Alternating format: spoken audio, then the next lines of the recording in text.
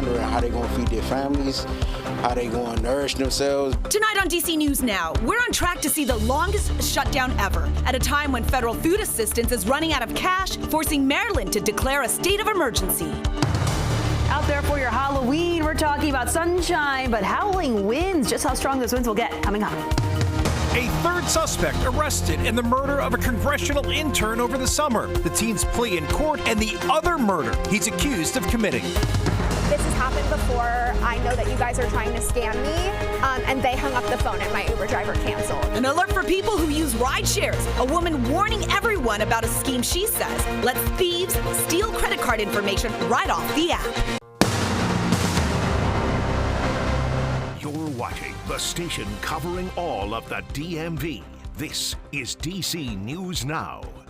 We are on track to see the longest shutdown ever. There are lawmakers who say they're working towards a compromise, but that will have to wait until Monday, putting us a day shy of the record.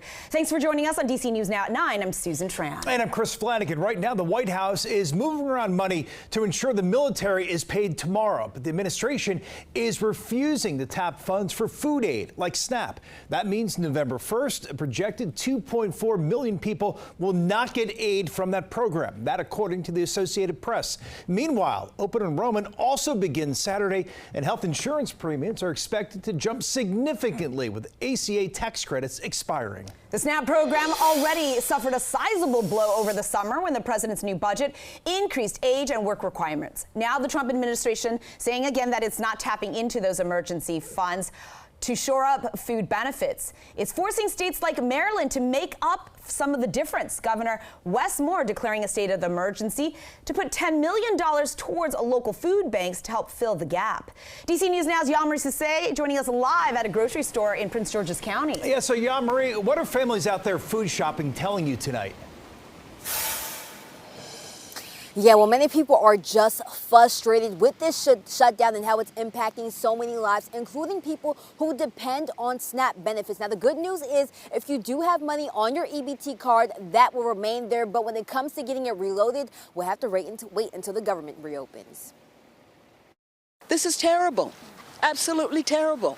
More than 1.6 million people rely on SNAP benefits in the D.C. area. And come November 1st, those in Maryland and D.C. will lose those funds, including Emery Crawford. I don't know how it's going to play out, so, we're going to get the survival going. Crawford lost his SNAP benefits for about 3 months and just got them back. But he's now on the verge of losing them again due to the shutdown. I was like, oh, okay, we're going to the store because, it's about to be November 1st, and I'm going to be blown if I can't use the back pay. Many are concerned about larger families that will be impacted. You got a lot of people who are wondering how they're going to feed their families, how they're going to nourish themselves, because healthy food is expensive. So it's not like you'll be able to buy the same things that you're used to buying. Like, you're going to have to budget. Stacey Jones will also be affected November 1st. He says this is the time to spend wisely and lean on available resources. It's not about stocking up on food. It's about being prepared for the next day, because this is time for your neighbors, your church, whatever religion, belief you're in. This is the time everybody needs to step up. Many are just frustrated and are blaming lawmakers and the administration. Individuals need to stop voting certain people that's not going to represent them. We can go bail out Argentina. Why can't we bail out America? Why must our people suffer here? Now, again, if you have any funds left on your SNAP benefits cards, those will not be affected. And Governor Wes Moore did announce today that $10 million will go towards food banks in Maryland to fill that gap, especially with the increase expected to come. For now, reporting live in District Heights, I'm Yamari Sisse, DC News Now. All right, so many people impacted. Yamari, thanks. And we talked to Maryland Democratic Congressman Glenn Ivey. He says the federal government needs to do more to make sure families don't go hungry during the shutdown. They're using hunger as political leverage in their push to get their bill done. I appreciate states stepping in to keep people from going hungry, but the Trump administration is completely and legally obligated to be doing this now, and they're not. And Republicans on the Hill say they have done all they can to prevent this, and it's up to Democrats to vote with them to reopen the government. The district also stepping in to help. Mayor Muriel Bowser saying that she is moving some contingency funding to go to SNAP to ensure that 141,000 people in the district can still buy food. The money will also boost the WIC program, which helps 12,000 moms, babies, and young children in D.C. purchase formula and food. The mayor is saying that these federal programs will cost the district more than $30 million for November alone. Virginia's governor taking similar actions last week, declaring a state of emergency to get money to cover SNAP benefits, and Arlington County also giving this one-time $350,000 to fund the Arlington Food Assistance Center so it can help more families who rely on SNAP benefits. And the largest union representing federal workers held a town hall on the shutdown and wrapped up just moments ago. Workers testifying about the challenges they're facing as they continue to work without pay. One TSA worker saying some of them can't even afford gas right now. We're struggling. The fact that people are calling me they can't afford medication, they can't get gas to come to work. You can't get gas to come to work. The National AFGE president saying it's time for Congress to immediately pass a clean, continuing resolution to reopen the government. The union has filed lawsuits on behalf of furloughed and laid off workers throughout the shutdown. We will continue to bring you the very latest developments from Capitol Hill, both on air and online. You can find those details on our website, dcnewsnow.com. Just search government shutdown.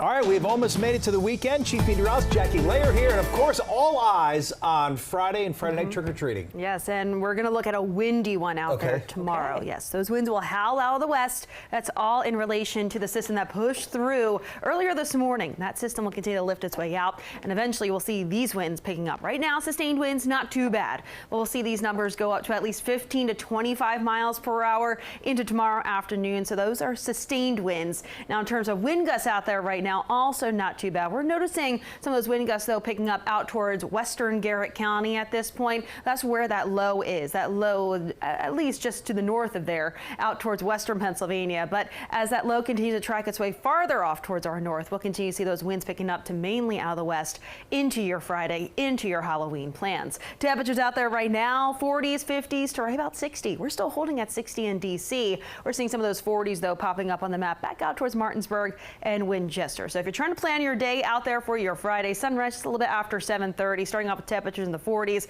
But those winds will certainly pick up latter half of the morning into the afternoon. We have the sunshine and slightly cooler temperatures. But more details, time out the rest of that 7-day forecast coming up. All right, Jackie, we'll see you then. Developing now at 9, police have arrested the third and final suspect wanted in the murder of a congressional intern in June. They arrested the 18-year-old last night in Germantown, Maryland. Naquan Lucas in court pleading not guilty to first-degree murder. He and 2 others are accused of firing nearly 80 rounds near the Mount Vernon Square metro station that hurt a boy and woman on the bus and killed the Congressional intern. And DC News Now's Daniel Hamburg joining us live at DC Superior Court. So, Daniel, what happened at today's arraignment? Chris and Susan, today's arraignment was fairly quick because Lucas, his brother, and another 17-year-old were all indicted by a grand jury for the murder of a 21-year-old Eric Tarpinian Jackham. Now, Lucas was also arraigned today for first-degree murder for killing his girlfriend. 4 months after the murder of Congressional intern Eric Tarpinian Jackham, all 3 suspects are in custody. His mother, Tamara, is relieved. It feels like another little piece of weight has been lifted off my shoulder. On June 30th, U.S. Attorney for D.C. Janine Pirro says they went to 7th and O Street Northwest to look for rivals to kill. They were the Tyler house. They were masked up and they were gunned up, and they were ready for a fight. Days later on July 4th, police say Naquan Lucas killed his 17-year-old girlfriend, Zoe Kelly. This was so devastating to us to have this all of a sudden done, or someone taken away from us like this. After Lucas was arrested Wednesday night and arraigned Thursday, Shamika Kelly says she's feeling joy. I guess you can say like this is the beginning of our healing process. We rest in knowing that justice up until now has been served, and we're just looking forward to the path road ahead.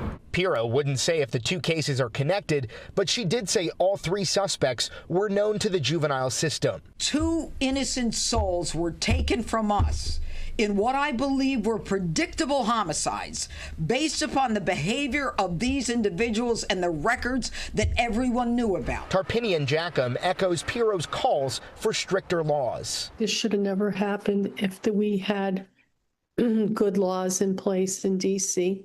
for violent teen criminals. Lucas is scheduled to be in court here next Friday, November 7th, for a status hearing. We're live at D.C. Superior Court Northwest. Daniel Hamburg, D.C. News Now.